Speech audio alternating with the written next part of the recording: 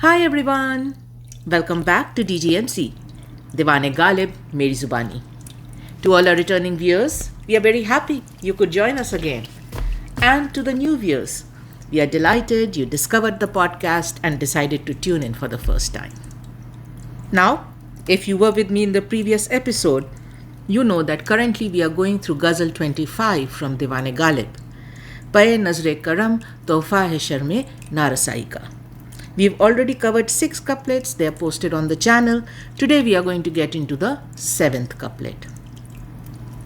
As always, I'm going to read the couplet first, then we will get into the keywords, concepts, and finally the personal impression. So, this is how it goes. Dahan-e-har-but-e-Paighaara-ju, Zanjir-e-Ruswaai. Dahan-e-har-but-e-Paighaara-ju, Zanjir-e-Ruswaai. Adam tak bewafaa, charcha hai teri bewafaai ka. Let's start with a quick approximate translation. So first line. Dahan-e-har-but-e-Paighaara-ju, Zanjir-e-Ruswaai. The mouth of every idol is spreading gossip, forming links in the chain of shame and disgrace. Second line. Adam tak bewafaa, charcha hai teri bewafaai ka. O unfaithful one, the discussion of your unfaithfulness has reached now and beyond till non-existence. So that's the approximate translation of the couplet. The couplet has its share of word complexes, its share of new words that we haven't covered here at DGMZ. So we will get into those and build the impression slowly and steadily. So let's start with the first line. Dahan-e-har-but-e-Paighaara-ju. 2 word complexes. First one, Dahan-e-har. Dahan translates to mouth. Mouth of a human being, but then oral cavity, orifice, opening, those are all different usage of the word dahan. Har, as we know, is every. So dahan-e-har becomes every mouth. Second word complex, but-e-Paighaara-ju. So but is idol, that is its straightforward translation, but in Urdu poetry, but is a word used to describe the beautiful one, the beauties, by extension, the beloved. But not necessarily just the beloved, anybody beautiful enough, right, that they can elicit a reaction of worship towards them, because they are so beautiful, right? That is both. Moving on to Paighaara. Paighaara is an interesting word. I tried to split it, but I could not get Gara as a word. I could not confirm it. So we will just take it as Paighaara, which translates into slander, gossip, sometimes taunts or sarcasm, just simply put, bad-mouthing someone. That is Paighaara. And Ju is anything which is flowing, usually used to describe a river, a stream, flowing of water, but then metaphorically used for anything that has a fluidity to it, right? And by fluidity, just capturing the essence of ever moving, right? So but-e-Paighaara-ju, that will become idol with a flow of sarcasm, malicious gossip, bad mouthing. So we've already covered every mouth. So that comes in and connects to this. So every mouth of idols is flowing with salacious gossip, with rumor, with bad mouthing. And then the last word complex in the first line is Zanjir-e-Ruswaai. Zanjir is a chain, fetters, right? Shackles. And Ruswaai, yes, very common word in Urdu poetry. We have covered it many times. Ruswaai translates to shame, embarrassment, dishonor, disgrace, right? What is that word? Humiliation. So that is Ruswaai. So a chain of shame, embarrassment, disgrace, dishonor. So 1, 2, 3 word complexes in the first line. Now that we have covered all 3 of them, let's see what the first line finally sounds like, right? So from every mouth of idols is flowing salacious gossip, forming a chain of embarrassment, shame, disgrace, dishonor. Now the second line, keywords. Adam, beautiful word. In full disclosure, right? I thought it was Adam because I am familiar with Adam, but this couplet gave us the chance to explore Adam. 2 different words. Adam is Adam, Adam and Eve fame, Adam, and Adam is something totally different. It is just with 1 A when read in English. Adam, on the other hand, talks about infinity and beyond, right? It is that space and time where there is non-existence. It is not a universe where we exist. It is not a here and now. Adam is something which you go to after you die. That is Adam, life after death, state of being at a loss, nothingness, non-entity, non-existence. So a very interesting concept, right? A theoretical concept. None of us can vouch for it, but it is an imaginary theoretical concept which you will reach once you leave this world. So that is Adam. Adam tak Bewafaai. Bewafaai needs no introduction. Bewafaai needs no introduction. Bewafaai is unfaithful, right? Somebody who is unfaithful, somebody who is disloyal. So Adam tak Bewafaai, till time and beyond, O unfaithful one. Charcha. Charcha, we have covered it in the past. Charcha is deliberation, discussion, common public talk, and sometimes also used to describe spreading of rumor, spreading of gossip, something that goes from mouth to mouth to mouth and kind of just does it rounds, right? So charcha hai teri bewafaai ka. So there is a continuous running gossip, there is a continuous running rumor, O unfaithful one, of your unfaithfulness till from now till beyond, right? Into non-existence. So those are the key words of the first line and the second line. Let's start getting into the impression. First line. Dahan-e-har-but-e-Paighaara-ju Zanjir-e-Ruswaai. Let's start with Dahan. As far as I can remember, this is the first time we are covering Dahan at DGMZ. So let's spend some time and explore this word and its essence in Urdu poetry.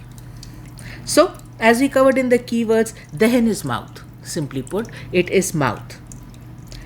Ali सरदार जाफरी का ये शेर, बच्चों के दहन से बोलूँगा, चिड़ियों की ज़बां से गाऊँगा. The approximate translation is, I will speak from the mouth of the children.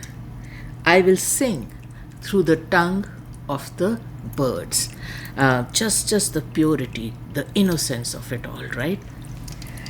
Now, another interesting use of Dahan as mouth, अमीर मिनाई का ये शेर, पूछा ना जाएगा जो वतन से निकल गया, पूछा ना जाएगा जो वतन से निकल गया, बेकार है जो दांत दहन से निकल गया. So the approximate translation is, that one will never be asked about, will never be inquired about, who decided to leave their mother country, who decided to leave their country. Because useless is the teeth that has been extracted from the mouth and chucked away. Nobody inquires about that teeth. Now, these are Dahan with reference to actual mouth, human mouth. But there are other uses of Dahan also. It need not necessarily be the mouth on a human face. Look at this one, where Dahan is used as the mouth of a cannon. आग बरसाने लगे अजनबी तोपों के दहन, ख्वाबगाहों की छतें गिरने लगी. So the approximate translation is, the mouth of the cannons started spurting out fire, and the roofs of the dream houses started collapsing under it. Another use of Dahan as mouth of a treasure. जो तलब करे कोई खून बहा, जो तलब करे कोई खून बहा, तो दहन खजाने का खोल दो. अहमद फराज का शेर है. We have covered खून बहा concept in great detail. But for today, just the translation that if somebody demands, requests, asks for blood money, open the mouths of your treasure. Give generously. Blood money, just for the people who have not seen that episode, blood money by concept is the money you pay to the family of the person you have killed, you have murdered, as a penance, right? As an apology. Okay, so that is Khoon Baha, and here mouth of a treasure to be opened if somebody was to ask for it. Another use of Dahan as mouth of an oyster shell. Abbas Tabish का ये शेर, दहन खोलेंगी अपनी सीपियाँ आहिस्ता आहिस्ता, दहन खोलेंगी अपनी सीपियाँ आहिस्ता आहिस्ता, गुजर दरिया से ए अब्र रवां Aahista Aahista. So the approximate translation is, the oyster shells will very slowly open their mouths for you, very slowly open themselves up to you. Hence, river with the speedy waves you have, flow very slowly, flow very gently. If you want these oyster shells, which are in essence always tightly shut, right? If you are somebody who desires to see them open to you, you have to be very patient, you have to be very slow. Another very interesting use of Dahan in Urdu poetry, which probably is one of my favorites, is this mouth of a wound, right? Very unique usage. Never seen that as much at least in my limited experience beyond Urdu poetry. So, Mouth of a Wound. इस पर हरी चंद अख्तर का ये शेर. दहने जख्म से कहते हैं जिनको मरहबा बिस्मिल. दहने जख्म से कहते हैं जिनको मरहबा बिस्मिल, वो खंजर और होते हैं, वो भाले और होते हैं. The approximate translation is, to the ones, the mouths of wounds say thank you, bravo, well done. To the ones, the mouths of wounds say thank you, bravo, well done. Those daggers are in a class of their own. Those spears are in a class of their own. So, on a normal day, the wound should be complaining to the weapons that have created it. But then there are some weapons to whom the wounds say, thank you, bravo, well done. And then Sheikh Ibrahim Zauq का ये शेर. मेरे सीने से तेरा तीर जब ए जंगजू निकला. मेरे सीने से तेरा तीर जब ए जंगजू निकला, दहने जख्म से खून होके हर्फ आरजू निकला. Zauq, right? So the approximate translation is that moment when your arrow was pulled out. You beloved who has a taste for fight and combat and argument, that moment when your arrow was pulled out of my heart, right?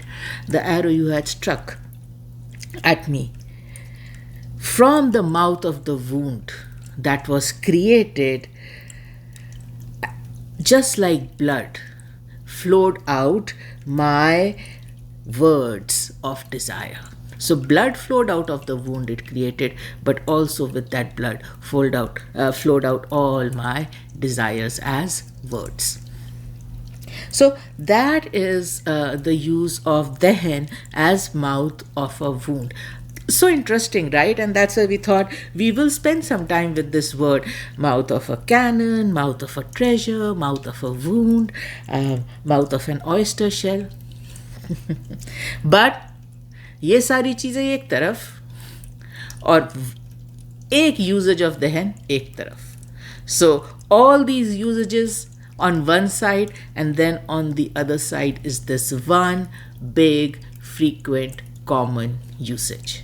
And that is describing the mouth of the beloved. So dahan is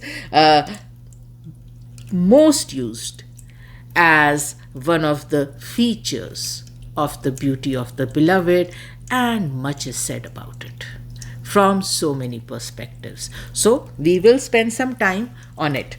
So first things first, no-brainer, mouth of the beloved, lips of the beloved, one of the most talked about features, one of the most irresistible features, right? इस पर नज़ीर अकबराबादी का ये शेर. बदन गुल, चेहरा गुल, रुखसार गुल, लब गुल, दहन है गुल. सरापा अब तो वो रश के चमन है ढेर फूलों का. Had I come across this couplet, I would have used it in the last episode. It fits the last episode so well. But never mind. So the approximate translation is, her body is like a flower. Her face is like a flower. Her countenance is like a flower. Her lips are like a flower. Her mouth is like a flower. That's the first line. Second line, from head to toe, that glorious garden almost seems like a pile of flowers walking. Just the visualization, right? Almost seems like a pile, a huge tall pile of flowers just walked by. But everything about her is a flower. नज़ीर अकबराबादी का ही एक और शेर. मैं हंस के इसलिए मुंह चूमता हूँ गुंचे का कि कुछ निशानी है उसमें तेरे दहन की सी. So the approximate translation is, I smile and go ahead and kiss the face of the flower, because somewhere I see your reflection, your the resemblance to you in the face of that flower. Somewhere I see the resemblance of your mouth in the face of the flower, and that's why I smile and go ahead and kiss it. And then this last sher about the beauty of the mouth of the beloved. Tilok Chand Mehroom ka sher. Jo gul rukh o gul pairahan o guncha dehen the, shadab gule tar se kahin jinke badan the. So those rosy faced, those who were dressed just like a rose or a flower, those who had a mouth like a flower, those who were blooming and flourishing more than a blooming flower as far as their body goes. Those are the ones I'm talking about. So just describing the beloved, flowers, roses all over, right? Beating the rose at its own game. So, like I said, one of the most common usage of dehen while describing the beauty of the beloved. Now, in addition to the much talked about physical aspects of the beauty of mouth, like color, texture, shape, there is one specific aspect of the physical beauty of the mouth in Urdu poetry which is very interesting. And that is the proportion, the size of the mouth. The mouth of the beloved is characteristically and beautifully considered small, very small, so small that at times it's almost considered non-existent. Mirza रज़ा बर्क का ये शेर, उसके दहने तंग की तंगी ना पूछिए, उसके दहने तंग की तंगी ना पूछिए, एजाज समझे बात जो मुंह से निकल गई. So the approximate translation is, do not ask me to describe the smallness of her small mouth, the narrowness of her narrow mouth, by extension small. It would be a miracle if there was ever a word that would be able to escape her mouth. That small, that narrow is the mouth. Nothing comes out of it. It would be a miracle if I was to ever hear a word slip out of her mouth. Now, Ghalib also captures the smallness and narrowness of the beloved's mouth very descriptively in his couplets. ये शेर देखिए, good one. बोसा नहीं ना दीजिए दुश्नाम ही सही, बोसा नहीं ना दीजिए दुश्नाम ही सही, आखिर ज़बां तो रखते हो तुम गर दहन नहीं. Approximate translation is, fine, do not give me a kiss. Go ahead and say something bad to me from your mouth. Right? Say something not good to me from your mouth. Because even if it is evident that your mouth is very small, it is very narrow, it is difficult for things to escape it, you do have a tongue inside it, right? So, do not kiss me if you don't want to, but just say something to me. Say something bad to me. Abuse me. Dushnam is like, something which is not good, which is bad. So that is one way Ghalib captures it. उनका एक और शेर, नफ़ी से करती है इस्बत तराविश गोया, नफ़ी से करती है इस्बत तराविश गोया, दी है जाए दहन उसको दमे इजाद नहीं. So the approximate translation is,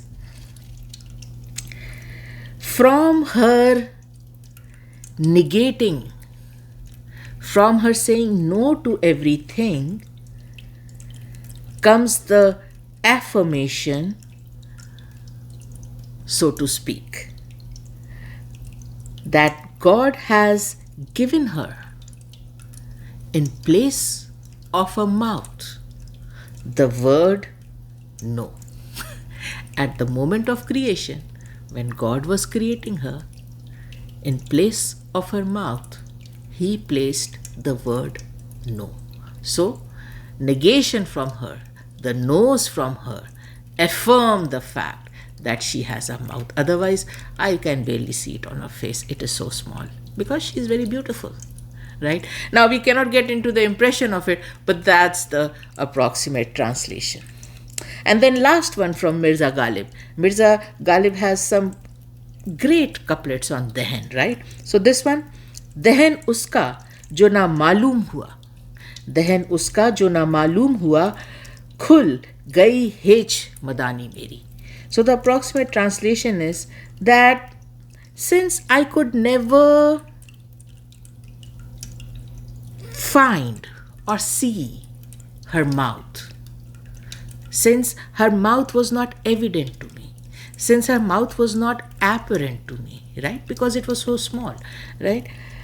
It somehow explained my ignorance, my lack of knowledge about anything, right? It explained the nothingness of my knowledge. Because her mouth was so small, she never said anything to me, and I continued to remain clueless.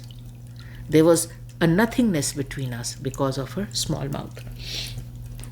So, like I said, a very interesting concept of the beloved's mouth captured in Urdu poetry, where it is considered a sign of beauty to have a small mouth. But then there is a metaphorical, what is the word I'm looking for? Metaphorical repercussion of that. That a small mouth leads to little to no words, no interaction.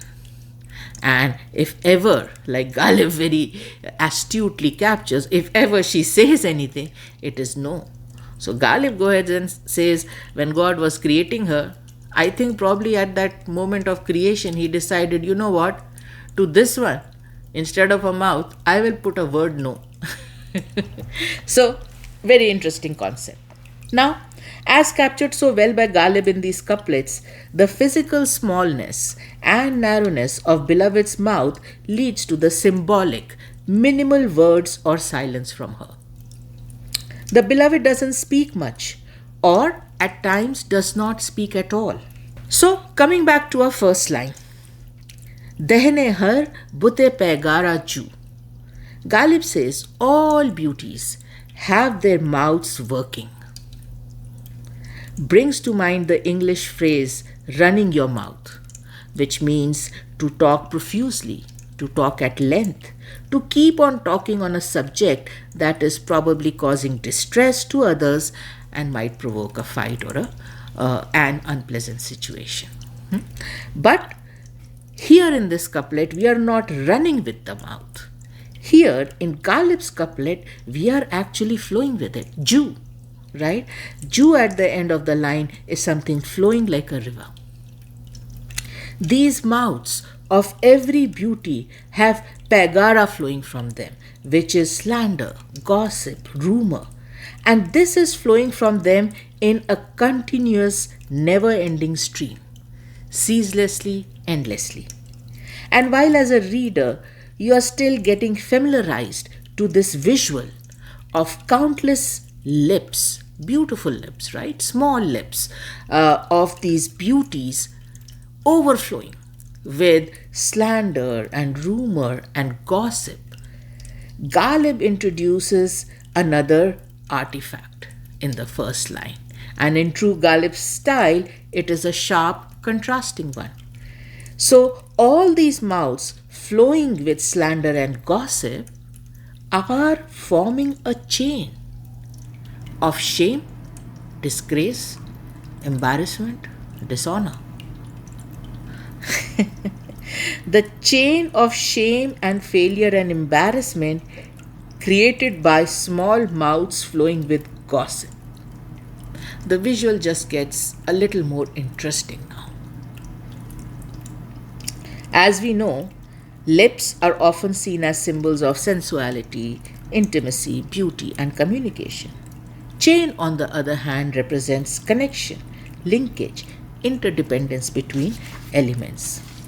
Ghalib here in the first line is drawing a metaphorical image of a series of connected lips or mouths, dahan, involved in gossip, continuously creating an unbreakable endless chain of shame and embarrassment. The image is that of a chain reaction almost, right? Of shame caused by the gossip and rumor flowing from many mouths of these beauties. A minute on this sharp contrast, right? We mentioned few minutes back. Can you see how Ghalib very smoothly, right?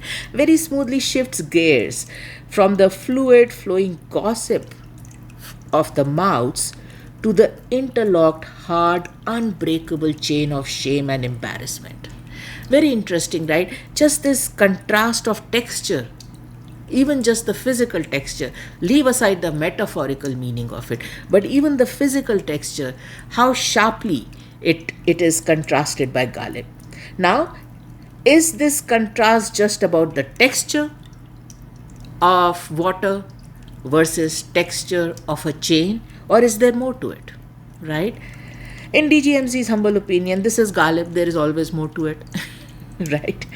It seems that very uniquely, Ghalib somehow captures or somehow draws a visual where he shows that how gossip, which usually would probably start as a harmless, foolhardy, silly, chatty, flowing talk, over time, as mouths get added to it, as it builds up, can transform into something very solid, something you cannot then break. It is just this transformation of something harmless transforming into something very harmful. Intentionally or unintentionally, these beauties with their mouths have fueled the gossip and the rumor to bring it to a stage where it has now become this unyielding chain of shame and embarrassment that will be in existence now and beyond. So I do think there is a lesson in here, but that's just like I always say, these are personal impressions from DGMZ. This is how it comes through to us. Do let us know whether you think similarly, or if you got something else that came through to you in terms of what is the underlying lesson here, what is the underlying deep meaning that Ghalib is trying to capture. Okay, moving on to the second line, Adam tak bewafa charcha hai teri bewafaai ka. Like we confessed, it is not Adam, it is Adam. And to cement that in our minds and yours, if you are keen on it, we will spend some time with this word Adam. And it translates to, as we covered in the keywords, non-existence. Many times, what lies beyond death. Also can be used to describe nothingness, infinity and beyond. Abdul Hamid Adam ka ye sher. Adam bhi hai tera hikayat kada. Adam bhi hai tera hikayat kada. Kahan tak gaye hain fasane tere. Now, in the first line, it is a beautiful usage of takhallus, but with perfect fit into the couplet. I noticed later that yes, it is takhallus because it is Abdul Hamid Adam ka शेर. So very impressed by the usage along with the takhallus ki adam bhi hai tera hikayat kada. कहाँ तक गए हैं फसाने तेरे से. Approximate translation is that even that realm of non-existence, even that realm of nothingness is a house filled with your tales.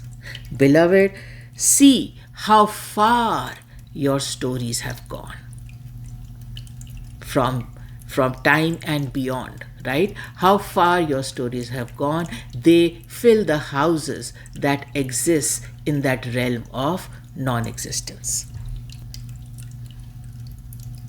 And then Mirza Ghalib ka ye शेर, पूछे है क्या वजूद व अदम अहले शौक का, पूछे है क्या वजूद व अदम अहले शौक का, आप अपनी आग के खसो खशाक हो गए. The approximate translation is, as if anyone ever asks about the existence and non-existence of people in love. They themselves become the straw and the wood for the fire they burn in. So people in love really do not have any existence. They really do not have any non-existence either. Na wajood hai, na adam hai. Right? Because these people are burning in a fire for which they themselves are the fuel. Jaun Elia का शेर, तेरे अदम को गवारा ना था वजूद मेरा, तेरे अदम को गवारा ना था वजूद मेरा, सो अपनी बेकूनी की कमी ना की मैंने.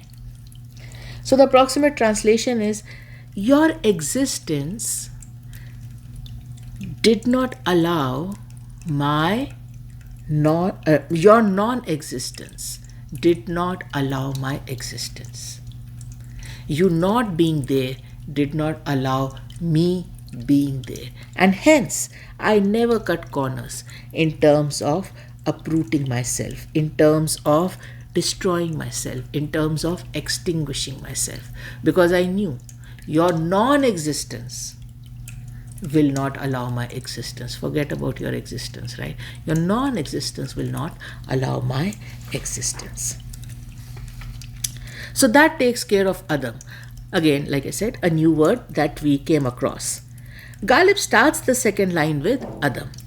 Almost feels like he starts with the end.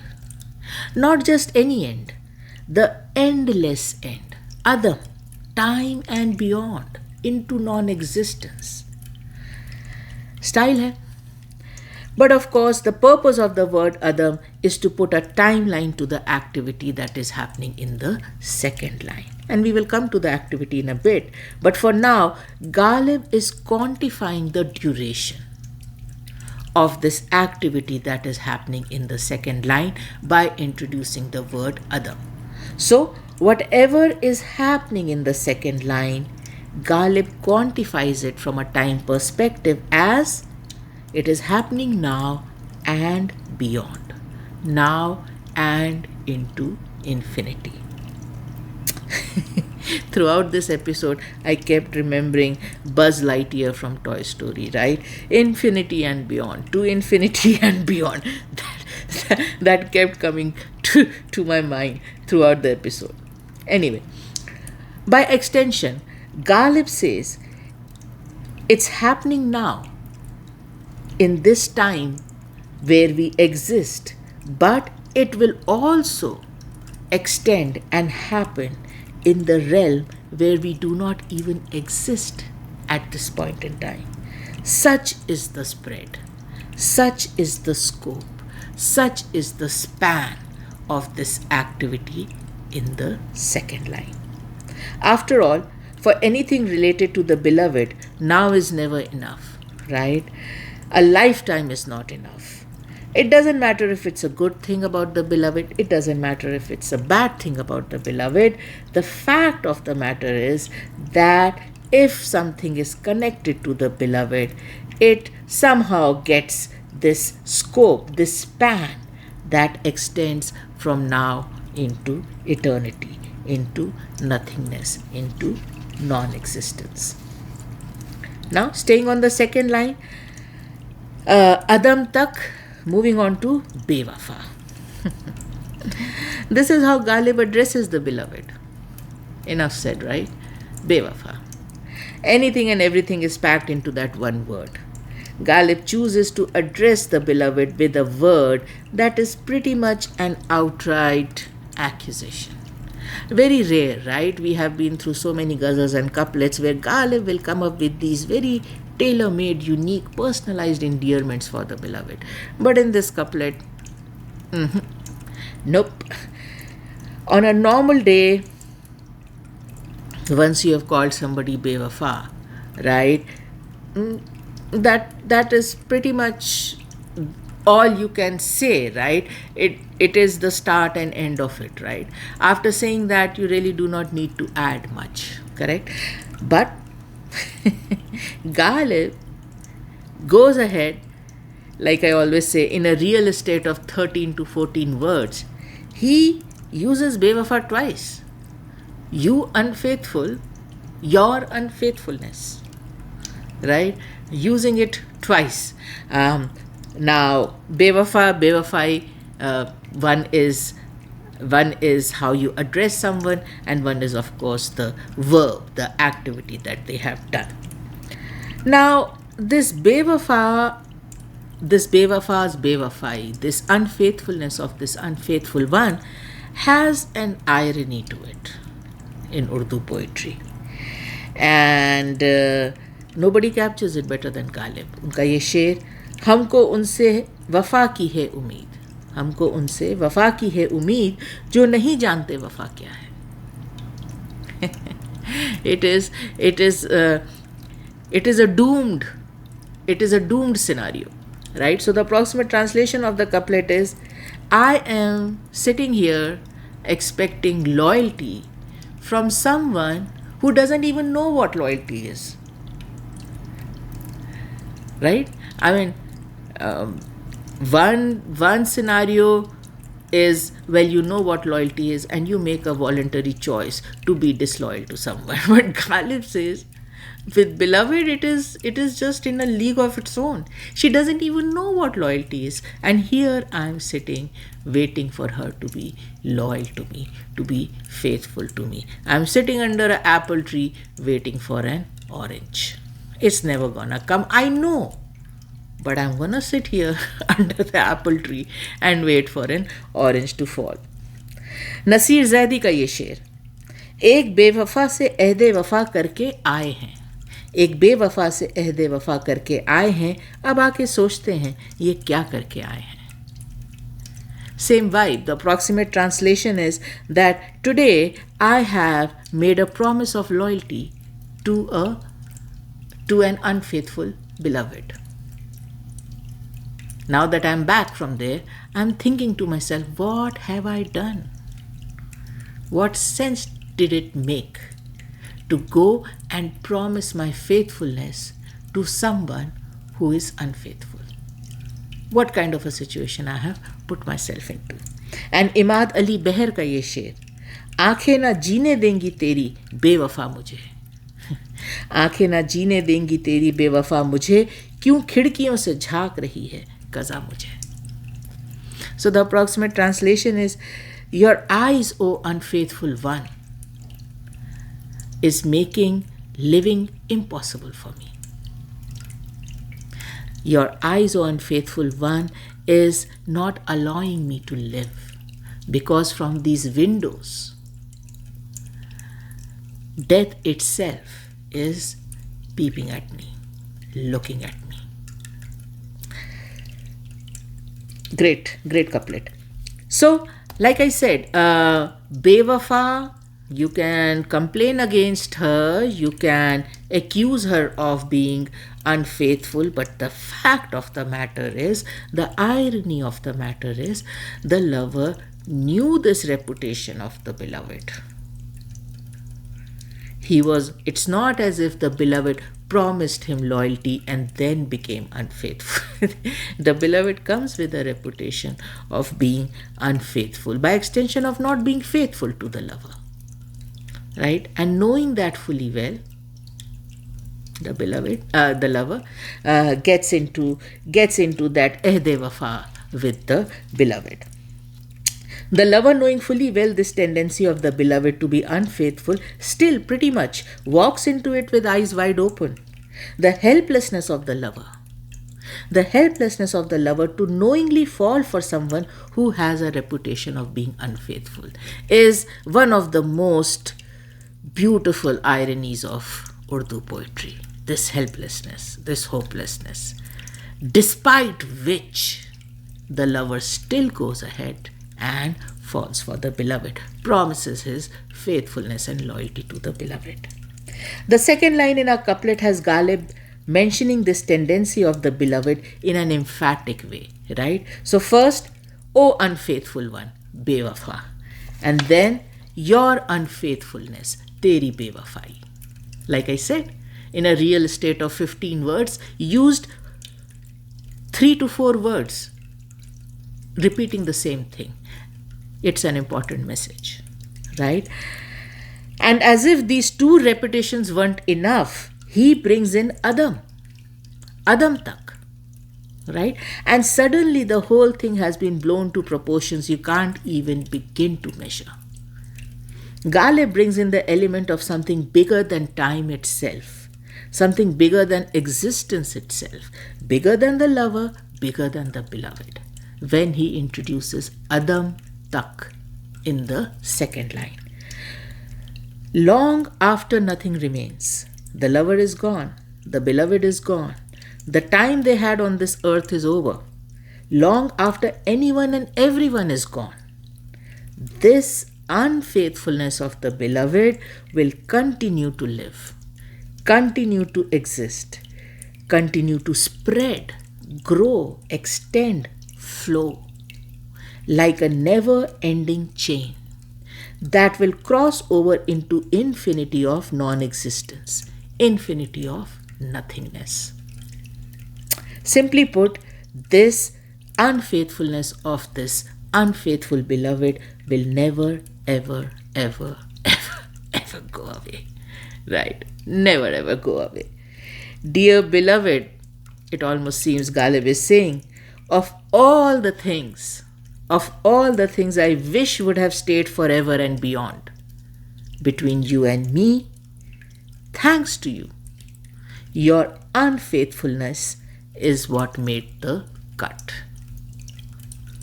You and I, beloved, will never ever be in this time here or times beyond ever free of this chain of shame and embarrassment your unfaithfulness has created.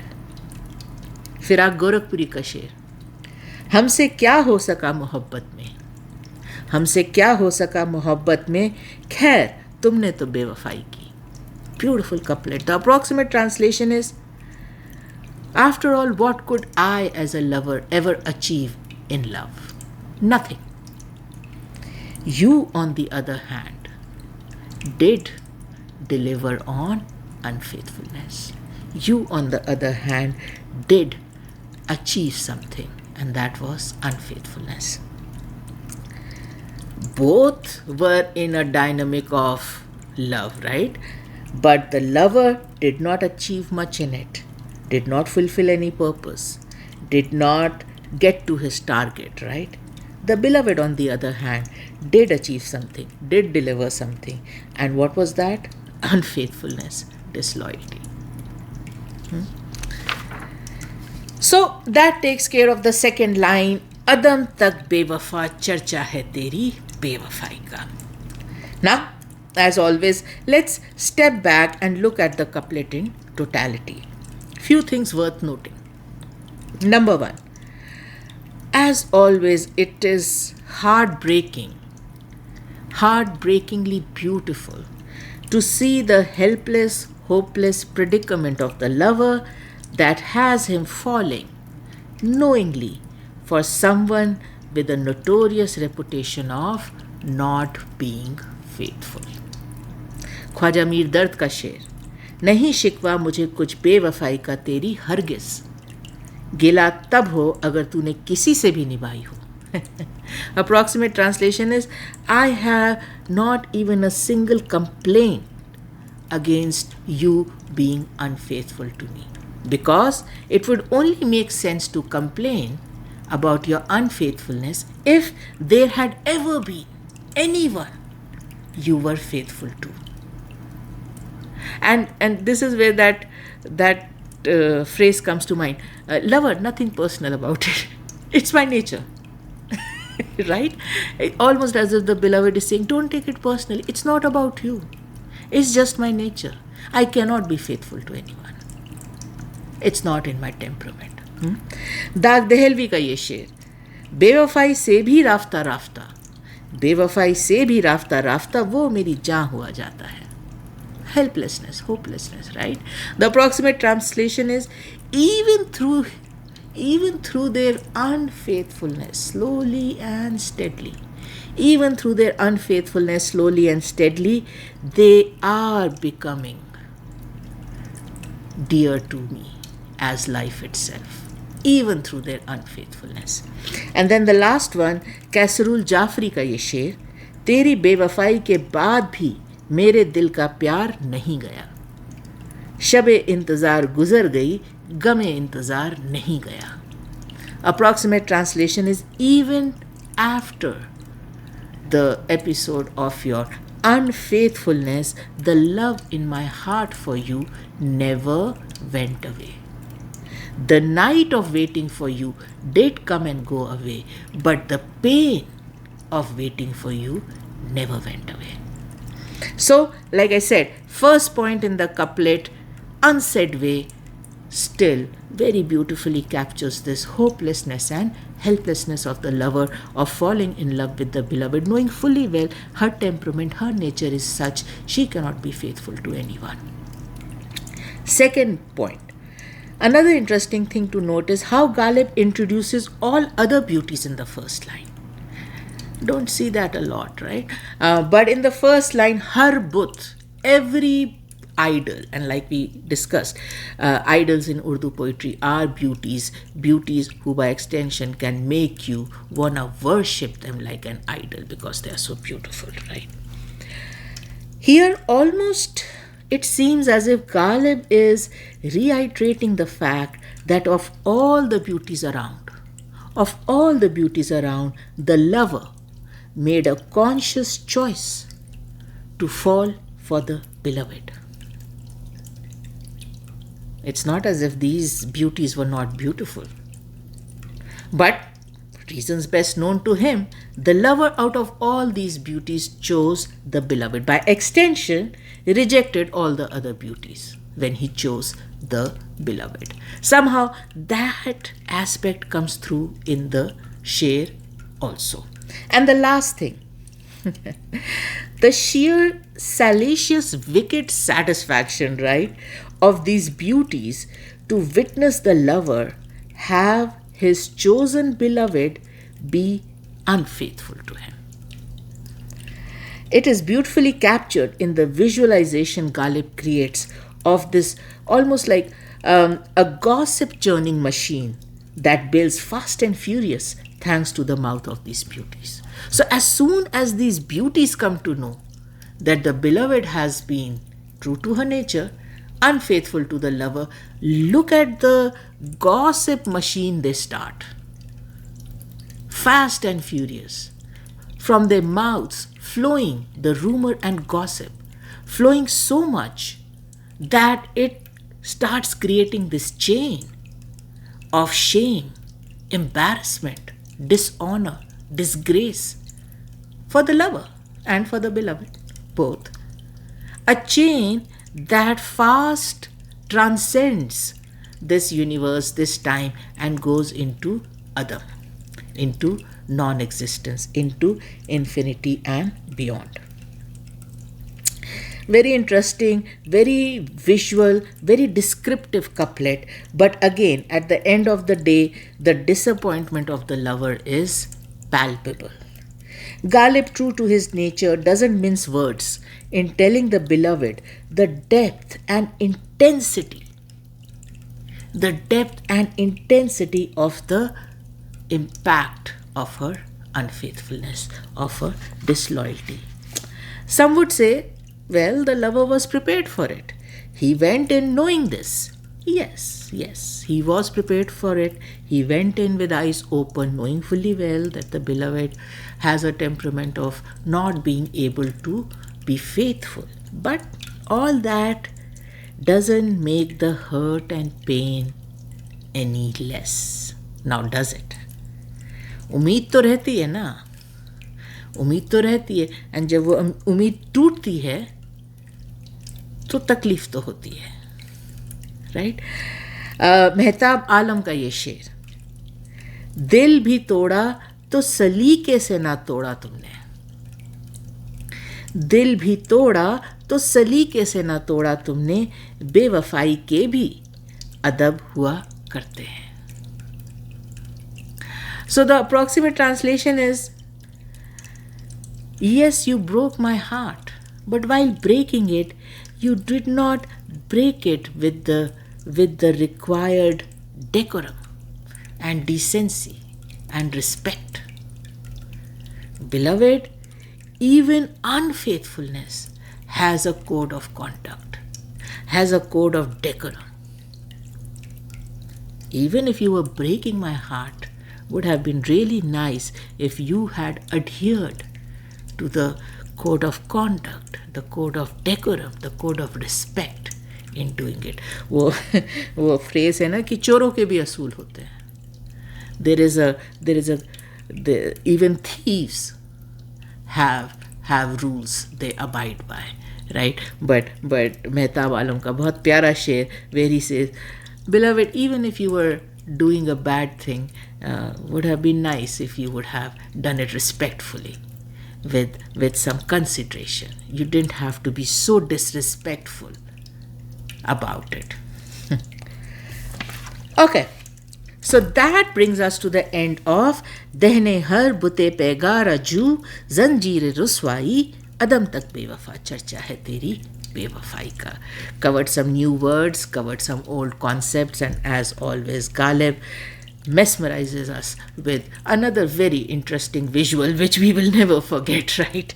I hope you enjoyed the impression. As always, we'll be very keen to hear your feedback, inputs on the episode. Heartfelt thanks to the viewers who take the time and effort to interact with us, share their comments, share their thoughts. We appreciate it. Now, for the new viewers, if this is your first time at DGMZ, a very strong recommendation that you go through the episode titled Introduction to DGMZ, because it's going to give you a good insight into the motivation and inspiration behind this podcast. What do we try to do here every week through these episodes? The homepage of the channel has a lot of playlists segregated by topics, segregated by ghazals. Feel free to surf through them and pick episodes that interest you.